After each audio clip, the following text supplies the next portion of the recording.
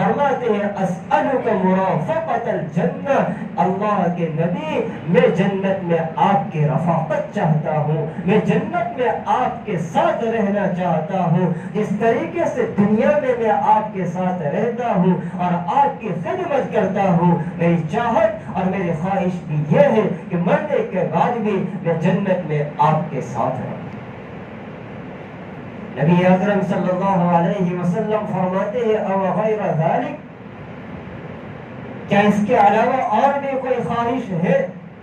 صحابی نے کہا نہیں نہیں، بس یہی ایک خواہش ہے۔ تو حضور فرماتے ہیں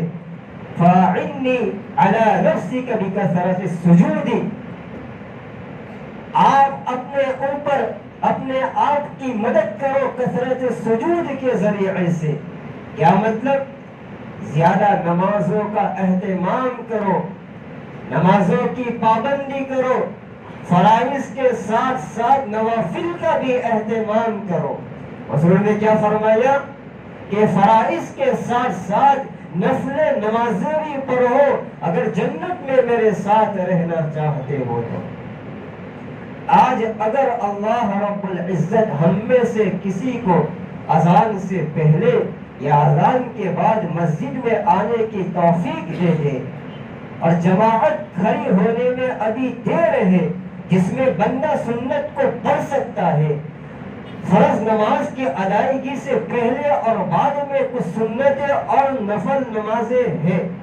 بہت سارے لوگ الحمدللہ ان سنتوں اور ان نوافل کا اہتمام کر رہے ہوتے ہیں، لیکن بعض لوگوں کے اندر ان سنتوں اور نوافل کی ادائیگی میں کوتاہیاں دیکھنے کو ملی ہے۔ جب ان سے کہا جاتا ہے کہ جماعت کھڑی ہونے میں ابھی ٹائم باقی ہے، آپ سنت پڑھ لو، تو اس کی زبان پہ یہ جملہ ہوتا ہے سنت تو ہے،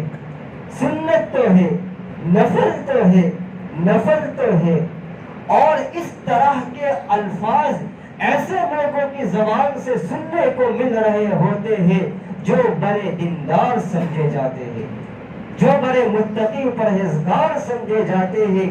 جو بڑے سمجھدار سمجھے جاتے ہیں، لوگوں کے درمیان میں ان کا ایک مقام اور مرتبہ ہوا کرتا ہے۔ جب وہ بات کرتے ہیں تو لوگ ان کی باتوں کو خوب دھیان اور توجہ کے ساتھ بھی سن رہے ہوتے ہیں۔ جب وہ گھر سے باہر نکلتے ہیں تو ان کو دیکھ کر لوگ راستے کے کنارے پر کھڑے ہو جاتے ہیں اور ان سے معانقہ کرتے ہیں، ان سے مصافحہ کرتے ہیں، ان سے سلام کرتے ہیں۔ ایسے لوگوں کی زبان سے جب اس طریقے کے جملے سننے کو ملتا ہے کہ سنت تو ہے اس میں کیا ہوا،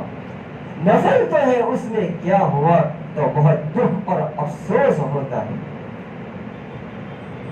ترمذی شریف کی حدیث ہے، نبی اکرم صلی اللہ علیہ وسلم ارشاد فرماتے ہیں قیامت کے دن اللہ رب العزت اعمالوں میں سے انسان کے سب سے پہلے جس عمل کا حساب لے گا وہ ہے نماز۔